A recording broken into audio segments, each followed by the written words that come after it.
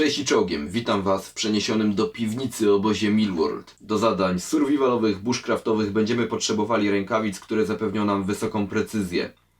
Na przykład takich. Te są z wyższej półki cenowej, powyżej 200 zł, testuję je od dłuższego czasu. To są świetne rękawice. Uratowały mi skórę i to dosłownie. Sami zobaczcie tutaj, w tym miejscu. Nóż mi się omknął, bardzo ostry. Przeciął dość głęboko skórę. No ale tutaj była jeszcze druga warstwa dalej, nie wiem czy to widać dobrze. No i palec cały. Właśnie po to są takie rękawice. One mogą się gdzieś tutaj rozwalić. Tutaj jest ten problem, że szycie było nićmi kevlarowymi. Sam szef nie pękł, natomiast rozwalił się już materiał na skutek wielokrotnego używania tych rękawic. One już trochę mają za sobą. Co najważniejsze, jeżeli chodzi o survival, czy wytrzymałość, czy precyzja? Powiedziałbym, że coś pomiędzy. Dlatego właśnie nie wybieramy do survivalu takich rękawic typowo taktycznych, które posiadają na przykład wzmocnienia, ochraniacze kevlarowe. Takie rękawice zapewnią nam zbyt małą precyzję do działań survivalowych. Dlatego od razu, jeżeli wybieramy rękawice w teren, odrzucamy tego typu rękawice, a przyglądamy się raczej takim. Tutaj mam 3 pary rękawic z niskiej półki cenowej, nadających się do działań survivalowych.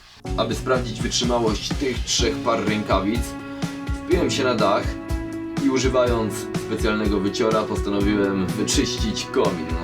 W końcu trzeba było to zrobić, a przy okazji był to naprawdę świetny test dla rękawic. Wycior z ciężarkiem opuszczam na stalowej lince w dół, następnie wciągam go z powrotem, opuszczam znowu i tak kilka razy. Lina trze cały czas o rękawicę. Jest to świetny test na odporność na przetarcia rękawic. Natomiast później wyciągam wycior osobny.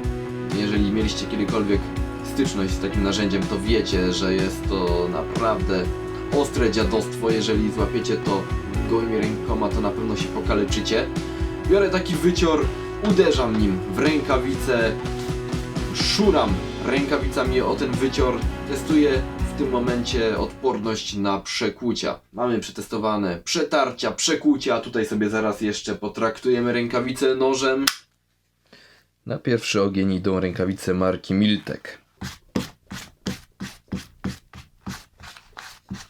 Zaraz się przyjrzymy temu materiałowi. Jeszcze w drugą stronę.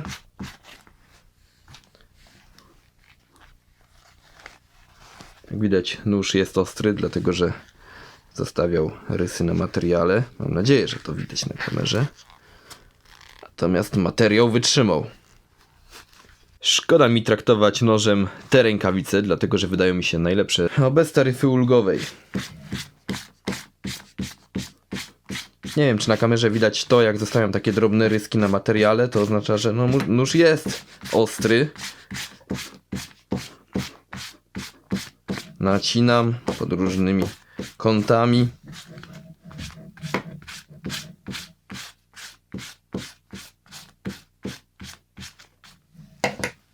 No i co? No i powiem wam szczerze, że nic. Rękawice naprawdę chronią. I to takie z normami zdawałoby się dość słabymi, bo co to jest 2.1, 2.1 na przecięcia 1. No ale jak widzimy, jeżeli jest już ten certyfikat, to nawet ta 1 już oznacza, że są odporne na przecięcia, także należy mieć to na uwadze. Te rękawice marki Mechanix sprawdziły się troszkę słabiej, dlatego że ta powierzchnia po testach jest dużo bardziej zmechacona niż w przypadku rękawic Miltek i tych rękawic Mechanix. Te sprawdziły się pod względem wytrzymałości najlepiej. Te znajdują się gdzieś po środku. Natomiast wszystkie z tych rękawic przeszły testy. W żadnej z par rękawic nie pojawiły się dziury na wylot. I to jest bardzo ważne, najważniejsze. Natomiast tak jak mówiłem, te rękawice wypadły najgorzej. Pojawiły się zmechacenia na wewnętrznej stronie, takie dość solidne zmechacenia. Te rękawice mają za to inny plus. Mianowicie elastyczny ściągacz. dzięki czemu możemy je łatwo zakładać i ściągać. Inne rękawice są na rzep, także przy każdym ściągnięciu czy założeniu musimy tutaj regulować siłę zapięcia. Tutaj wszystko dopasowuje się samo. Są też przeznaczone do bardziej precyzyjnych prac, lepsze jest w nich czucie, łatwiej nimi obsługiwać ekran dotykowy telefonu. Także jeżeli nie zależy nam na dużej wytrzymałości, tylko takiej standardowej, no to wybrałbym jednak te rękawice. Natomiast osobiście skłaniam się do wyboru tych rękawic Mechanix, dlatego że były najwytrzymalsze, jednocześnie przy zachowaniu dobrego czucia, nadają się do precyzyjnych prac, można nimi obsłużyć telefon. Także myślę, że te rękawice, właśnie ich wytrzymałość tutaj zaważyła na moim wyborze. Nie widać praktycznie żadnych skutków użytkowania po testach. Sami zobaczcie. Wyglądają prawie jak nowe, mimo że dałem im w kość. Te rękawice, mimo że wytrzymałość jest gdzieś pośrodku między tymi a tymi Mechanicsami, to jednak precyzja w nich jest dość słaba. Dlatego jeżeli zależy nam po prostu na wytrzymałych rękawicach, jak najbardziej, bo są trochę tańsze od Mechanicsów. Taką właśnie mamy umowę ze sklepem Millworld, żeby testować, ile wlezie ten sprzęt, żeby wykazać wszystkie jego wady. Nie zależało chłopakom z Millworld na tym, żebym reklamował ten sprzęt. Nie o to chodzi. Ten kanał ma pokazać coś innego, ma pokazać rzeczywistą wytrzymałość i przydatność sprzętu.